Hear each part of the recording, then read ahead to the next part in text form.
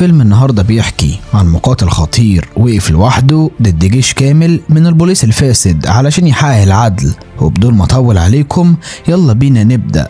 قصتنا بتبدأ مع مجموعة من القراصنة وكانوا هربانين من السجن عن طريق البحر، وأول لما وصلوا للشط أخيرا فوعدوا نفسهم إنهم لازم يدمروا أي حاجة في طريقهم علشان يبقوا أغنياء ومعاهم فلوس كتير. وبعد كده بتنتقل بينا الأحداث للظابط شون وهو بيتغدى مع صديقه، ولما كانوا بيتغدوا مع بعض في 2 مجرمين دخلوا محل لبيع مجوهرات وسرقوا كل حاجة موجودة فيه. ولكن من حسن الحظ الظابط شون استخدم ردة فعله السريعة ومسكهم ظبطهم. ومن هنا في 2 من الصحفيين فضلوا يتكلموا معاه ويضايقوه، فالمجرمين استغلوا الفرصة وهربوا وسط الناس. وللأسف شون استخدم المسدس الخاص بيه وخلص على المجرمين.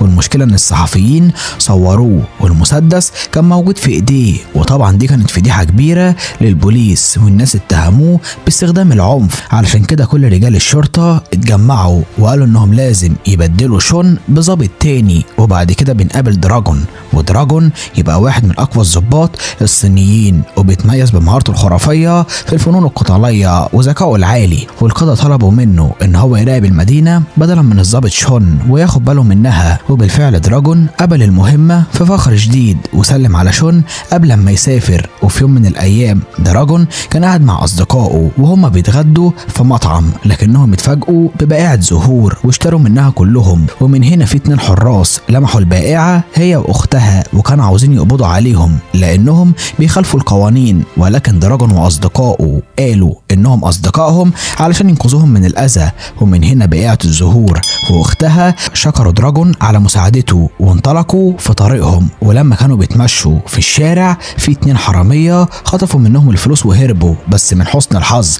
دراجون كان اسرع من البرق وقدر ان هو يوقف الحراميه عند حدهم بمساعده اصدقائه. ولكن الحراس رجعوا من جديد وقبضوا على دراجون هو واللي معاه لانهم سببوا فوضى كبيره جدا في المدينه. والحراس ما كانوش يعرفوا ان دراجون ضابط مهم لانه كان لابس لبس مدني وكانوا عاوزين يغفلوه وينزلوا فيه طحن. ولكن دراجون كان معلم ماهر بالكونج فو وقدر ان هو يروق عليهم واحد ورا التاني. ولما الحراس اتكتروا عليه فاكتشفوا ان دراجون يبقى ضابط صاحب رتبه عاليه. ومن هنا كل الحراس اتأسفوا زي الكلاب وقائدهم اترجاه يعفوا عنه. فدراجون سامحهم وطلب منهم يسيبوه هو واصدقائه في حالهم. وبالليل دراجون اجتمع مع اصدقائه ال4 وكانوا عاوزين يقبضوا على مجرم خطير وبيكون اسمه وونج لانه عنده جيش كامل من المجرمين وممكن يهجم على المدينه باي طريقه. وبالفعل دراجون ظهر على حقيقته وعرف كل الضباط بمركز الشرطه ان هو عقيد وامرهم يسمعوا كلامه. وبالليل اتنكر هو واصدقائه ال4 على شكل مدنيين وتسللوا لنادي ليلي. والنادي ده كان ملك الوونج وهو واتباعه كانوا مستخبيين فيه.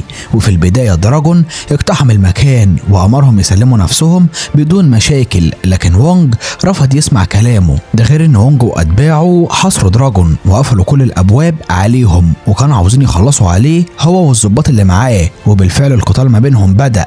وفي بدايه القتال بتظهر قوه دراجون الخرافيه بالفنون القتاليه لانه معلم بفن التنين القتالي ومالوش اي حل. اما اصدقائه فاتمسكوا واتطحنوا لان المجرمين حاصروهم من كل اتجاه وسيطروا عليهم. ومن هنا دراجون اتعصب وبدأ يقاتل بشراسة اكتر من الاول واستخدم ذكائه وردة فعله السريعة علشان يغفل المجرمين ويسيطر عليهم. وفي النهاية قوات الدعم وصلت وقبضوا على وونج واتباعه. اما قائد مركز الشرطة فشكر دراجون على مجهوده لانه خاطر بحياته علشان يقبض على المجرمين. وللاسف وونج مسكتش وفضل يشتم في البوليس. فدراجون قال لهم يسيبوا وونج والمساعد بتاعه علشان هيدخل معاهم في القتال. وبالفعل الضباط فكوا قيودهم وبدأوا يتقاتلوا مع دراجون. ولكن دراجون قدر يتفادى كل ضرباتهم ومسكهم طحنهم.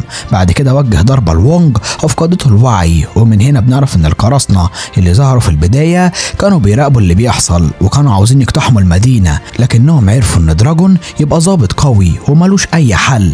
وفي الوقت ده شون خالف للاوامر ورجع مركز الشرطه من تاني، مع ان القائد طلب من دراجون ياخد ياخد مكانه. ولما شون عرف ان دراجون بقى هو العقيد الجديد فتعصب بشدة وزعق في الضباط، لكنهم تجاهلوه وما سمعوش كلامه. فدراجون طلب منهم يرجعوا في شغلهم، وجميع الضباط نفذوا اوامره في ثواني معدودة. ومن هنا شون حس بالغيرة لان دراجون اخد مكانه وبقى ظابط احسن منه. وتاني يوم واحد من القادة الكبار حذر دراجون من شون لان شون بيكرهه وعاوز ياخد مكانه باي طريقة ممكنة. فدراجون شكره وقال ان هو هيرجع لشغله. وبالليل في مجموعة من الثوار اتقابلوا وقرروا انهم لازم يسرقوا عقد مهم من السفير البريطاني لانهم اخدوه من الصينيين بدون اذن. وقرروا يستغلوا حفلة عيد ميلاد بنته الوحيدة. وبالفعل الحفلة اتنظمت ودراجون وصديقه كانوا متخفيين علشان يحموا العقد ده، غير ان بقية الزهور واختها حضروا المكان علشان يحتفلوا مع بنت السفير. ومن هنا بنت السفير البريطاني ظهرت ورحبت بيهم. ولكن فجأة جاك وماي ظهروا، والاتنين دول كانوا تابعين للثوار ومتنقرين على شكل ناس اغنياء. وفي وسط الاحتفال لما الحضور كانوا بيرقصوا فجاك اخد نفسه وانطلق لخزنة السفير علشان يسرق العقد.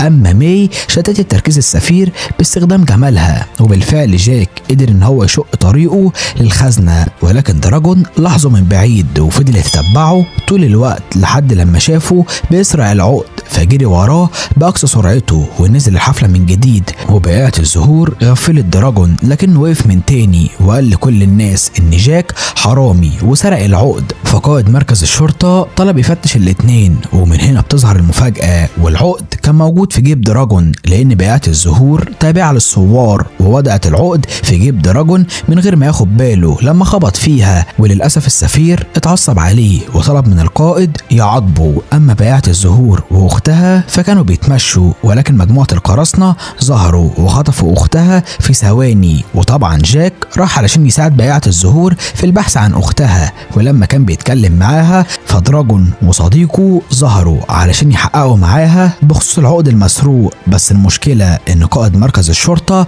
ظهر، فدراجون استخبى لانه لو شافه هيعاقبه بسبب مخالفته للاوامر. فالقائد اتجول في بيت بقية الزهور وبدأ يسألها عن اختها، لكنه لاحظ ان عندها مشكلة في السباكة وكانت عاوزة تتصلح. ولما حاول يصلحها فغرق نفسه بالمية. ومن هنا القراصنة ظهروا وغفلوا جاك وكانوا موجودين في البيت من دون ما اي حد يحس. بس من حسن الحظ دراجون لاحظهم واتفق مع قائد الشرطة وبقية الزهور انهم يخضعوا القراصنة. وفي الاول الاتنين زعقوا بصوت عالي علشان يشتتوا تركيز القراصنة، ودراجون اتسلل في هدوء تام وبدأ يهاجمهم. وبكده الخطة نجحت، ودراجون هو والقائد هزموا القراصنة وانقذوا اخت بقية الزهور وجاك. ولكن جاك هرب قبل ما يقبضوا عليه. ولما كانوا خارجين من البيت فشون قابلهم واخد معاه دراجون في الكلبشات لانه خالف القوانين. وهم في الطريق بقية القراصنة ظهروا وكانوا عاوزين ينتقموا لاصدقائهم وطردوهم في كل مكان. ودراجون وشون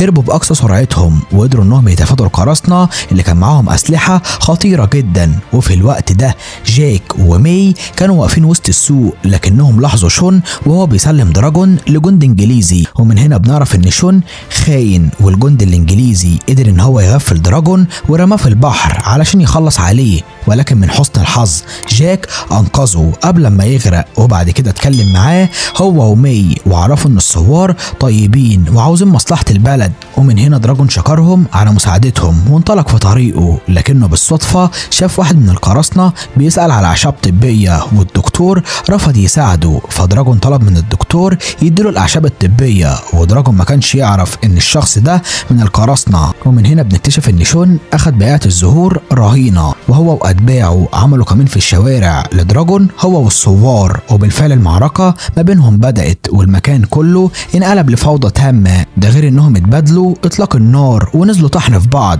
ومع ان دراجون قتل بمهارة ملهاش مثيل وحارب لحد اخر لحظة، الا ان شون واتباعه كانوا اكتر منهم في العدد وحاصروهم من كل اتجاه. وللاسف شون انتصر في النهاية بمساعدة الجنود الانجليزيين الانجليز، وبكده اخد الثوار رهينه ومعاهم دراجون، ورمى دراجون في مطحنه ضخمه جدا وكان عاوز يخلص عليه، ولكن دراجون حاول يتفادى المطحنه بكل ما عنده. بس المشكله ان في واحد من اتباع شون غرق المطحنه بالزيت علشان ما يقدرش يتماسك، ومن هنا دراجون غفله ومسك في هدومه وهرب من المطحنه في ثواني معدوده، وبعد كده رجع للقتال من جديد. ودراجون مسك المجرمين وروق عليهم واحد ورا واحد وانطلق لاعلى المبنى، وهناك اتفاجئ ان بيات الزهور ومي هربانين من اتباع شون وكانوا هيقعوا من مكان عالي جدا، لكن دراجون كانت ردة فعله سريعه وقدر ان هو ينقذهم على اخر لحظه. وللاسف الجنود الانجليز رجعوا من جديد وحاصروا دراجون من كل اتجاه، ده غير انهم طردوه في كل حته وكانوا عاوزين يغرقوه